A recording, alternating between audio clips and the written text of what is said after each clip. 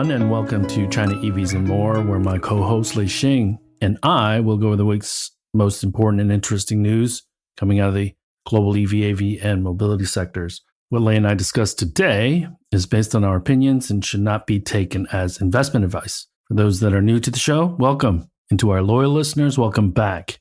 We ask that you please help us get the word out about this podcast to other enthusiasts, subscribe, and of course, tune in again next week. My name is Tu Li. I am the managing director at Sinoauto Insights, a global management consultancy that helps organizations bring innovative and tech-focused products and services to the transportation and mobility sectors. I write a free weekly newsletter that we pull many of our discussion topics from. You can sign up for it at sinoautoinsights.com, which of course I encourage you all to do. A Northern Lei, can you please introduce yourself? Yes. Good morning. This is Lei Xing, your co-host, former chief editor of China Auto Review. And this is episode number 177. And I'm coming to you live from a place called Canmore in Alberta, Canada. Geographically, I'm on mountain time, so I'm 2 hours behind you and an hour ahead of West Coast time. So it's 8 a.m. here. And the reason I'm here is doing some traveling and camping in the next couple of days in the Banff National Park vicinity region. So hold on. That's why we're doing this today. Because I won't have cell and, Are you camping in a tent or are you camping? Camping in a tent for 3 nights. So no showers? No showers. Oh, man, that's Lehigh, man. Yeah, it's a place called, it's not too far from Banff. It's called the Two Jack Lake. There's a bunch of lakes in this area. It's got to be pretty. Yeah. It's got to be beautiful. It is. I'll post some pictures on Twitter. But anyways, so, chalk it up a win for Tesla and the European automakers as far as the EU tariffs on China BEVs are concerned. Let me stop you there, Lei. Wouldn't you say? But they still have until November to negotiate it down. I guess I'm not sure what this is. This the final number or percentage? No, I think as far as Tesla and European automakers are concerned, I think they're happy. I think Mini is getting that 21%, was it? Yeah, 21. I think that was reported by Reuters. But the lower, I guess, benefit from the lower tariff, and Tesla getting the 9%. I wouldn't think that they want to get it any lower. A quick reminder that there's already a 10% tariff, so total would be 19. So there still could possibly tweaks, but these tweaks are right on the fringe. Yeah, on the fringe. It's a matter of 17.6% to 17%, right? 37.6% to 37%, right? Are you clear which other OEMs did not cooperate outside of SAIC? So there was a list that was put out by the EU Commission in June when this was first announced. And I remember from top of my head, NIO and XPeng were included in that list, but Li Auto was not. So NIO and XPeng would get that 21%, right? And then SAIC and the bunch of others that were not, I guess, in the list will get the highest tariffs. And it's important to remember that Li Auto doesn't officially ship outside of China yet. They not have yet. That's right. Vehicles in the gray market, because I've seen pictures of them in like Kazakhstan or some crazy places. So they get shipped out, but they're not official Li Auto exports. Yeah. So it's 21.3% for the cooperating companies and 36.3% for all the other ones. So I guess, you do see concessions being made, especially on Tesla, on the EU automakers after weeks of lobbying, and no retroactive collection of the duties. And hybrids aren't touched. No. And I think the EU Commission also put out a kind of a question and answer, which, to be honest, the jargons that they've used, I couldn't understand. Right. Like, basically, for not retroactively collecting the duty, basically it was because of legally it wasn't doable. Right. So they wanted to, but their lawyers said that it would be a tough fight in the courts. Yeah, and so really what has riled up, trade ministry and other ministries from China is because I think part of the reason is because of these varying tariffs, rather than, let's say, treating everybody equally. It's not the tariffs are not created equal. And then you wonder, why someone like a BYD gets a 17%, Tesla gets a 9%, what goes on behind. What the trade ministry has kind of complained is that it's not so transparent. But, right. Yeah. Let's think about this, Lei, because Tesla, they have a factory in Berlin. BYD announced Hungary, Poland, and Turkey. SAIC, they only really export into Europe. So I'm not saying that there's a clear delineation between those that have invested in Europe already from a factory standpoint. But is that a coincidence? Right, exactly. I mean, they're leveraged, and BYD has their own leverage. Tesla has own leverage. Geely being owners of these European brands, right? All kinds of factors are going into this process, complicated process, which is not really transparent. It's basically EU Commission's. But Lei, Yeah, I mean, you talk about transparency, and the irony of it is China's complaining about transparency. So it rings hollow, first of all. Second of all, and we've talked about this, or I've said this, the pendulum is swinging back. And for all the unfairness over the number of years that EU companies felt that they were treated in the China market, the Chinese government wasn't very transparent about a lot of things. Despite that, these EU companies made billions of dollars. Okay. The Chinese EV companies have an opportunity to do that in Europe over the next several years. And so again, with the Chinese complaining about transparency, it's a bit rich. yeah, I agree. I mean, I mean, how do you look at this from various perspectives, right? From the EU automakers' perspective, from the Chinese EV Inc.'s perspective, from an investment perspective, from a localization perspective, from the details of, for Tesla, I think in the Q&A, they mentioned about the type of test subsidies investigation, and they found out it was different. I mean, yeah, but that's what it is. And these are probably, first of all, I don't see that these member states will vote and this will be repealed, or of the 65, was it the 65% majority that this gets, Yeah, this is baked right? in. I don't think that, yeah, this is, and the Chinese companies or whoever are exporting into Europe from China, they'll just face it and start preparing. And I think when you go to XPeng earnings, Brian talked about it. Brian Gu in the earnings about, just just take what it is. So it seems that XPeng is now the second or one of the top exporters, at least from a number of markets, because I read or heard that they are now exporting to 30 markets at least. So BYD is number one, obviously, exporting to over 80 markets. And so, but BYD is not resting on their laurels. They have invested in Brazil. They've, as I mentioned earlier, they're looking at manufacturing in Turkey, Hungary, I think, was it Poland? And they're looking at Indonesia. They're looking at India, or they already ship kits to India. So their expansion is not slowing down.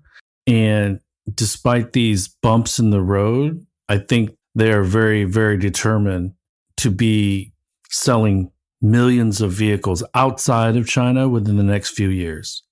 Yeah, so XPeng had that initial hiccup with the international overseas operations. It now looks like exporting, as far as the volumes per month concerned, seems to be up there, quite an important factor, as Brian mentioned. And the other one being the Mona M03, which He Xiaopeng said is going to achieve a new record. Well, actually, maybe Brian said it. New record of I'm expecting that they're going to do 10,000 Mona M03s in September because the launch is next week, next Tuesday, right? So the September will be the first month and the last quarter of the third. Did they ever quarter. post how many orders they got? No, they I don't. Well, no, I don't think I've heard those numbers, but based on the Q3 guidance, right, it's obvious that they're going to do 20,000 in September, and probably half of those will come from the Mona M03 if Brian says that it's going to be a new record. Since we're talking about XPeng, let's just talk about their earnings. I was actually interviewed by CNBC, talked a little bit about it. There's 30,000 units shipped in Q2. Guidance for Q3 is around 40 to 45. And Mona is going to take up some of that volume, as you'd mentioned, Lei. Loss is narrowed. Margins growing. Improving. 4 consecutive quarters, it's improved. Yep. And larger portion of their revenues came from the partnership with Volkswagen Group. So that's likely going to dial up even further in the next couple of quarters. And they said that the P7 Plus will have level 2 technology from an intelligent driving standpoint, but have level 3 capabilities. That was a little confusing to me.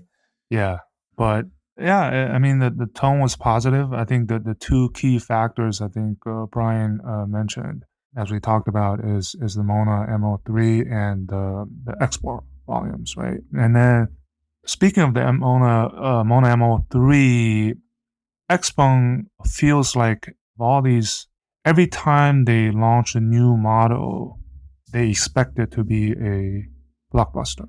And it's been a year since the G6 launched, and the type of expectations, the type of fervor that's put into the Mona M03 is making the G6 really old.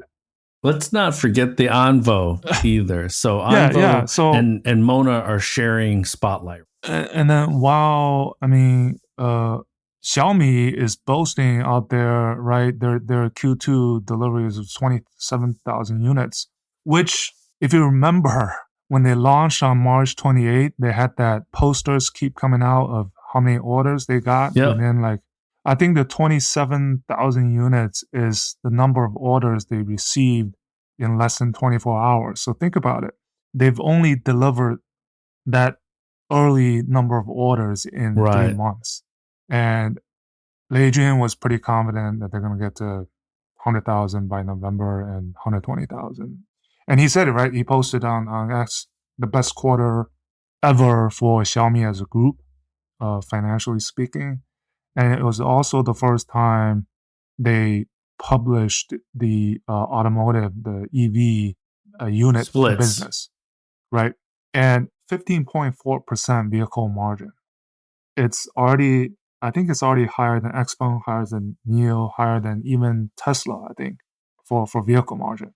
Lower than Li Auto and BYD, but BYD includes the battery business. So there's kind of a comparison. And I was just, before coming on, Lei Jun was posting that he's been visiting BYD and he's visiting XPeng, as a matter of fact. The reason being, He Xiaopeng was the founder of UC Web 20 years ago, which Lei Jun invested. And I think he invested about 4 million RMB for a 20% share. And UC Web was purchased by Alibaba for $4.3 billion, I believe. So Lei Jun's investment into He Xiaopeng's previous business, he got 1,000x return. Yeah. So this is kind of the dynamic that's been happening. And Lei Jun's like, okay, I've been visiting all my competitors and they convinced me and wanted me to go into the EV business.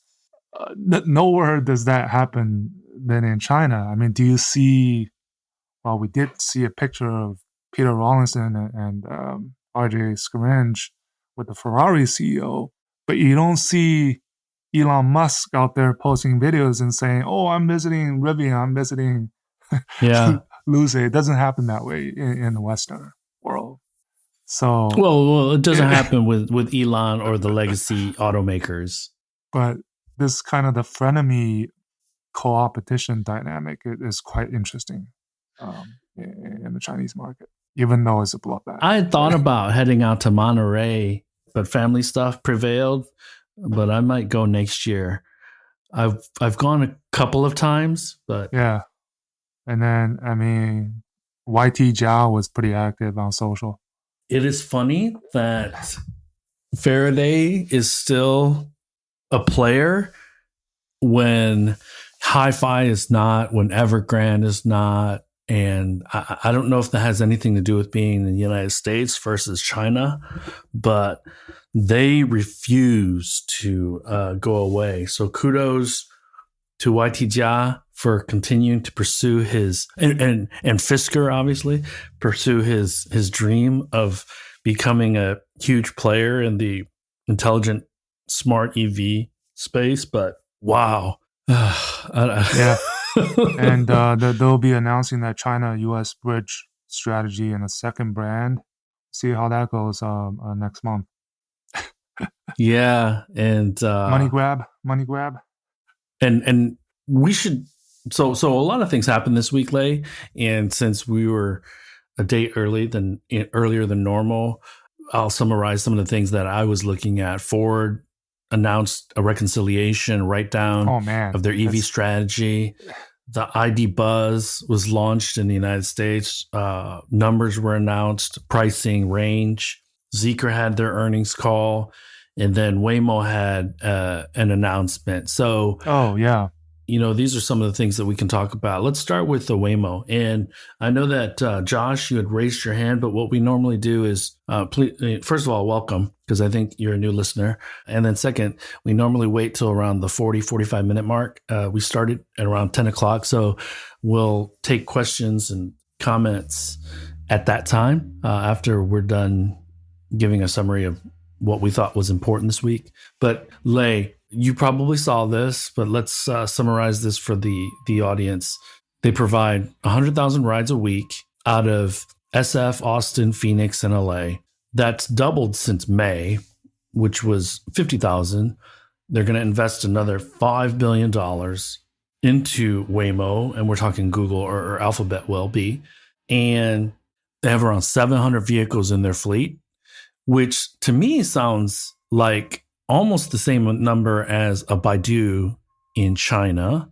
And finally, their Gen 6 system is going to be integrated in the Zeekr contract manufactured robotaxi that we saw late last year. Was it late last year, Lei? Yeah, it was November, Halloween time. And for those wondering, because of the connected intelligent driving restrictions that the Biden administration might be putting on Chinese EV companies entering the United States, what we were told, or what I was told, was that Zeekr makes the robotaxi, ships it to Waymo, and then Waymo adds their tech bits. Yeah. So there's no so Waymo still does final assembly on the autonomous driving or intelligent driving stack once they receive the vehicle from Zeekr. So if you were wondering or curious about how would that work, that's what we were told. So what are your thoughts on, and it's important because you and I, we've been in ponies, we've been in rewrites, we've been in deep routes, we've been in Apollos, even cruises in San Francisco.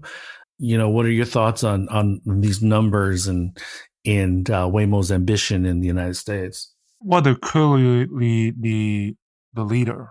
And again, going back to China, we talk about the NOA race, we talk about the ADAS, right? It's a toss-up.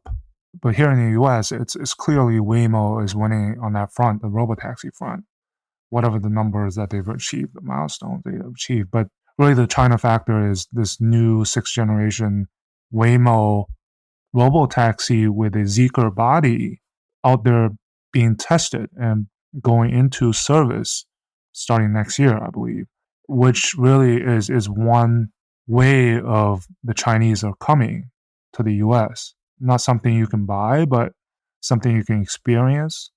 And then, right, just on a robo taxi side of it, in the Chinese market, right? We go back to XPeng. In the earnings, they talked about this actually huge difference between a private vehicle achieving this door-to-door, point-to-point, still level 2, and then when you try to move to the L4 space, it's an entirely different business model. I think because Xiaopeng mentioned about it. And so it'll be interesting that what they think of it, the opportunities there, because they are developing a robotaxi, a model, not something that they'll run themselves, but provided to a platform like Waymo. That's my kind of the 2 cents. Agreed. They don't have a competitor really viable. None that can write another $5 billion check. That's for sure.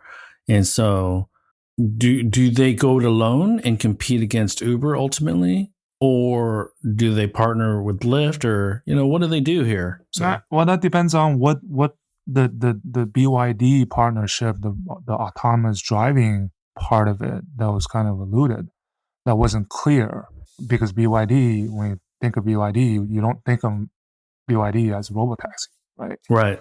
And they're still catching up on the ADAS and OA game. So that'll be interesting. Different race. What do you think of the ID Buzz? 你喜欢吗? I think it's almost like, we chatted about the Chevy. You don't have to be nice. You don't have to be nice. No. No, I'm not trying to be nice. I'm just trying to compare and contrast. We privately chatted about the Chevy Tahoe that was launched in the Chinese market around the 700,000 RMB price point. And we were wondering who the heck is going to buy that when you can, right? There's so many. I think for the ID Buzz, there will definitely be clientele because historically heritage of this freedom, right? This cultural of the bus, right? Hippie, West Coast kind of the culture. I'm sure there'll be customers, but it's probably going to be more niche rather than a kind of ID4 or other BEV models on offer by the Volkswagen brand. More lifestyle, so I don't imagine significant volumes. But really, I mean, the range is really paltry, right? 230 kilometers. I think filled, kind of cold weather, it gets under 200 miles of range. That's what I think. But remember about the California weather. And this is probably going to be more used in those type of states and regions, right? Where weather shouldn't be that much of a problem. Man, I wanted to really like it, but tech specs is just not great. I think the simple interior is fine. The exterior looks great to me. But again, when most players are giving 300 miles of range and you come out with 234 for a vehicle that's meant to do road trips, that's the key here. So it's not some hatchback that you drive in the city. It's meant to do road trips because that's the whole heritage that you're talking about. And so there's a bit of irony there. It's a 91 kilowatt hour battery. I don't know if it's LFP. I don't know who the supplier is yet. We'll find that out. But and again, it'll be niche. But you would have thought that the GMs, you had mentioned the GM thing. So there was a picture that was sent to us from a friend in China, and it was announcing the Tahoe and the Suburban being imported on the pricing, and they're basically $80,000 and $90,000 vehicles. And so Ash from Geely, he actually commented on a tweet that I put out there and said that the lower tier guys will love it. It'll be niche, but the lower tier guys, and I completely agree, because the roominess and how it's got an imposing presence on the road. The bosses in tier 2, tier 3 cities will love it. Heck, right? Any vehicles that you do not see normally, that are not commonly found, there'll be a way to get them. There'll be a way that you see them. Case an example is the Cybertruck. Getting that green license plate in Tianjin, right? So nothing is impossible. And Yeah. but I think it's a lot easier to do that in Tianjin than it is in Shanghai or Beijing. Let's yeah, just say that. Let's just say that. But you can't hide it anymore. Anything strange or unique in this world when it comes to automotive, it's automatically posted on social within hours of days, if not hours.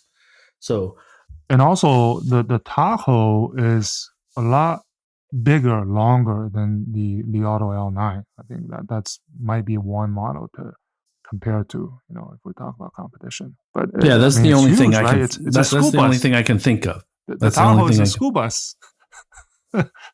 And so there is nothing else in the market. And if it wasn't for the Biden or US presidents using Tahoes and Suburbans, I could totally see this being a Chinese government vehicle, but it would never happen just because of that. The last thing that we can talk about, Lei, is we heard of the challenges for Volkswagen. We kind of heard the challenges for General Motors last week. And Ford. now Ford is talking about pushing out their 3-row SUV till 2027, delaying production of a few different things. And now the Skunkworks team is working not only on a sedan, but they're working on a small truck in California to pull in that launch date to 2025. And both of those EVs look to be built in Tennessee, where they'll also be building cells. So, what are your thoughts, man? If night and day, right? If we look at the Chinese market, if we look at the US, Western markets, it's China is pushing, pushing, pushing. The F1 jargon would be push, push, push. And in the West, it's box, box, box, right? Yeah, for those that watch F1, know what I mean. Rolling back, keep rolling back. I mean, Volkswagen, right? The future projects delayed, delayed, delayed, and delayed again. Whereas China, I mean, look at Zeekr. We go back to Zeekr. The it's right. We talk about for the China speed at its best and its worst, launching a product, new product, refreshed versions of a product, how long that takes. It's at the completely different spectrums, and that's basically the market, the competition dictates, and it's 149, 139, 140 brands, EV brands in China versus how many in the US? Handful. I tweeted this because just doing a little homework before the show. Zeekr had their earnings, and anything that stood out to you. Let me I think first summarize of real all, quick. their margins was also pretty good. I believe the vehicle margin. Let me so Zeekr was 14.2 vehicle margin, slightly below Xiaomi. But And still healthy. But still healthy. yeah, and I think what was also important was An Zhonghui, Andy. He had to respond to that uproar of customers not happy Right. that the 2025 model edition was launched less than 6 months after the 2024 edition. So he said, that all the new versions that we've launched this year, we're not going to have an update or a refresh for at least another year. So maybe that was a one-time thing that happened this year, and who knows? But don't take his word for it. Well, and when he says that, what they can do is call it a different trim package. So there's different ways to launch Yeah. new product without calling it a new product. And then a third, which is another topic that's very relevant to the Chinese market, is Zeekr launching that full-size SUV in Q4 of next year, coming in BEV and a what they are calling the super hybrid version, Yep. which includes the EREV. Okay, so Zeekr is moving over to EREVs, and then we heard Avatar announcing their Kunlun EREV technology. People still following Li Auto's footsteps. and then the general plug-in hybrid, right? If we include the EREVs into the plug-in hybrid. So I posted something on Threads because I think Dominic from Batteries Included had kind of posted his response or his thoughts on Zeekr's earnings, and I said that they are launching 2 new vehicles by the end of this year. Zeekr is, and then to your point, mid 2025 they're going to have a flagship SUV that's a hybrid. I wrote the legacy automakers would have troubles keeping up with this production schedule or this launch schedule from Zeekr. Now multiply that by at least 25. That's the Chinese EV market. Yeah, so Zeekr has the 7X SUV that's launching in September. The Mix that was unveiled at the Beijing Auto Show is launching later this year. They have another shooting brake, which another fad, becoming a fad in China, shooting brake based on the 007. And we know the ET5T, we know that Neta recently launched a shooting brake. So yeah, these products, they continue to it's like a tsunami, right? And remember, we're looking at Q3, Q4 mad dash to end 2024 on a high note from a sales standpoint. So it's going to start getting really exciting right around the time our boys or our kids go back to school. The one thing that I wanted to talk about really quickly before we open it up. Actually, let's open it up. Anybody has questions, comments, please feel free to raise your hands. And then we should talk about NEO a little bit, but go ahead. No, go ahead. Let's start with NEO. No, that's my last topic that I think I wanted to talk about because of this power up counties. 县县通, which basically in Chinese means county to county everywhere in China. Right. And so kind of we should talk about, their goal is basically to have the power swap station available by the end of next year in 23 counties in China, 2,300 counties. So for those that may not be familiar, so the county is a level below city in China. And there are roughly, let's say, around 2,900 counties in China. And these counties are, in turn, they have different terms. It's very difficult to translate them into English, but these counties are broken up into various levels of counties, but they're all known as counties. And I mean, that's right. And then having, I think it was also having this charging available, their NEO's own charging available in all counties by June 2025. Pretty aggressive, pretty ambitious. And then the other 2 things were the 1,000 power swap station production capacity plant that they're putting in Wuhan, and the ability to kind of join in, kind of like is that a franchise that you can invest in it and then share revenues like a partner. But while at the same time, I think NEO is really, I think in the investment community on the street, their share price has been stuck around $4. When do they achieve profitability? That has been pushed back. I don't think it's happening this year. So this keep investing into this infrastructure is right now is. Let me compare and contrast that, because XPeng, it seems like Brian and He Xiaopeng have a burden or a weight lifted off their shoulders because they seem very optimistic about the future. Li Bin also always very optimistic, always very positive, but there seems to be more burden on NEO.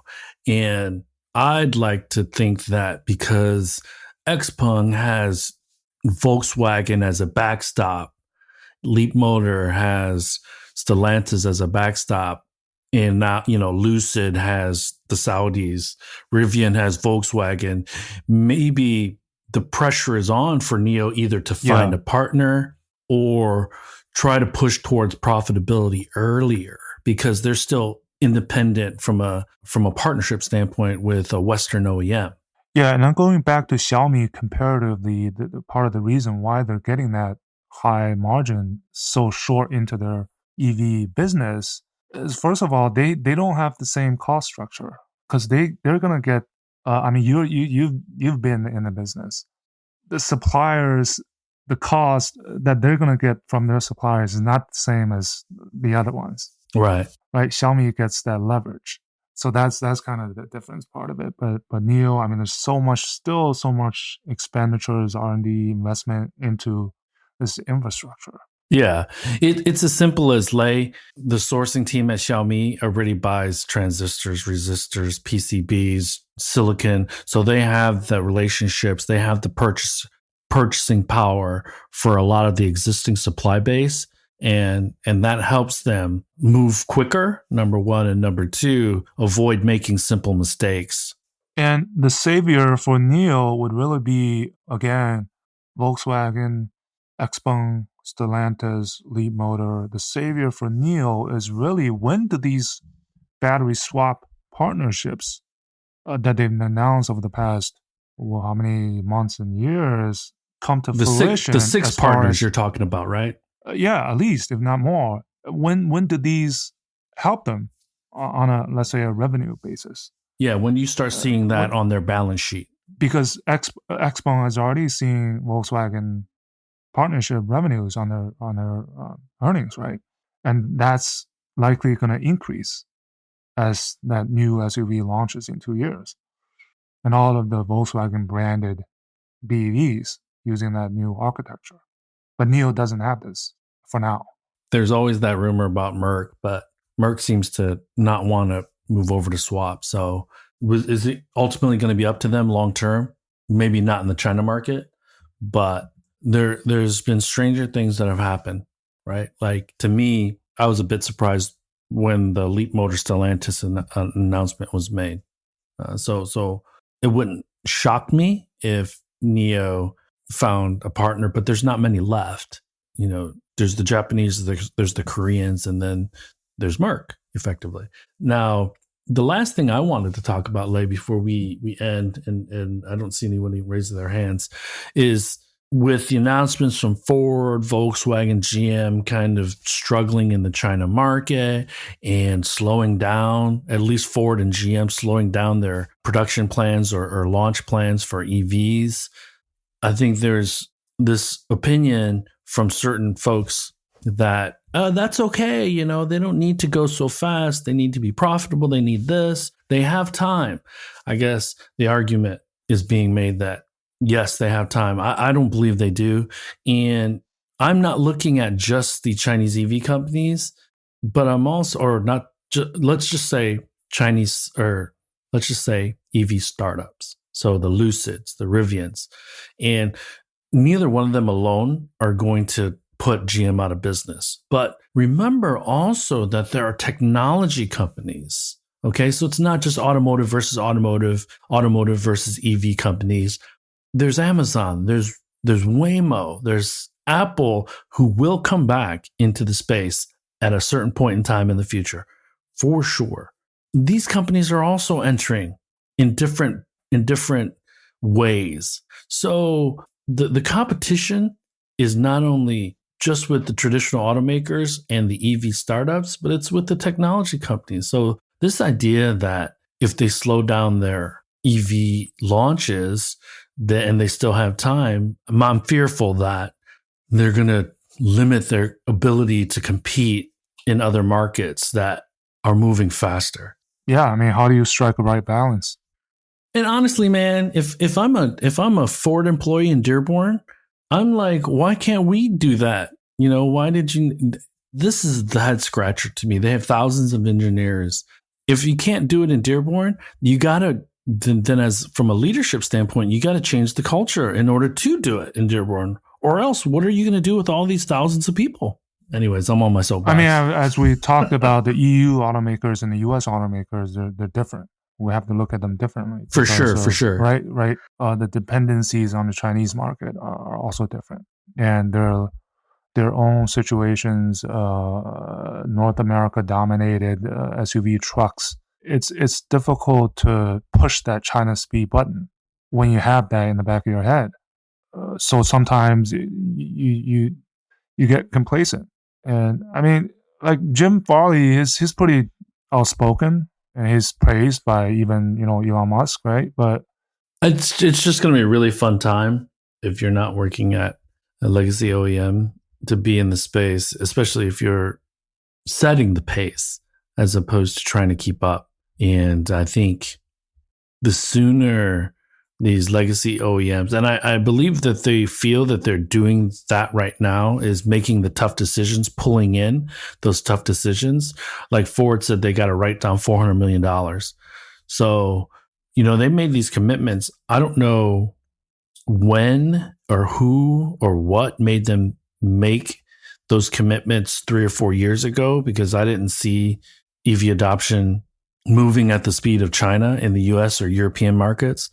So it's a bit of a head scratcher, but that's all I have, man. I don't see, there's one comment, and Josh is not in the room anymore. Any opinions on Class 8 EV global market? Do we know which countries or markets will adopt quicker? Obviously, China is going to adopt that because they have the battery cell capacity. They're already swapping some, Class 8. I don't know how that works globally, because Class 8 in the United States is like 53102, like the large trucks. And they don't have those in China. They're not the same size. I don't know how that works. Actually, that's something that I should learn about. But I think electric, we talked about Windrose a few episodes ago. Tesla truck, Line Electric, Torque, is it robotics or something like that? I think they're building Class 8 trucks. Volvo is working on clean energy trucks. And I see China and Europe kind of leading the way, United States being a laggard. But that's all I have, man. So unless anyone has any last second questions, we can end the show. Anything else? It's pretty funny that Li Bin and Neo kind of got viral over that new video game. Did you see that? Yeah. I mean, way to get yourself into the headlines of Li Bin looking like one of the characters. Yeah, dude. in the Black Myth, Wukong. And it's funny because Li Bin and He Xiaopeng have been in social media a lot recently, but the OG and the expert is Lei Jun. A lot of his videos get tons of views. So yeah. So anyways, hey, everyone, thanks for joining us a day early. I actually don't mind this time, but let's think about it, Lei. You enjoy your camping and being off the grid, and we will talk with everyone. So next week should be normal. Yeah. Next week should be normal, yeah. We'll talk with everyone next week. Good morning, good afternoon, good evening. All right, man. Bye-bye. Send pictures. Yeah. Bye, everyone. Bye-bye.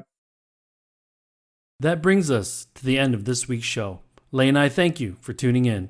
My name is Tu Lee, and you can find me on Twitter at Sino Auto Insight. That's SinoAutoInsight.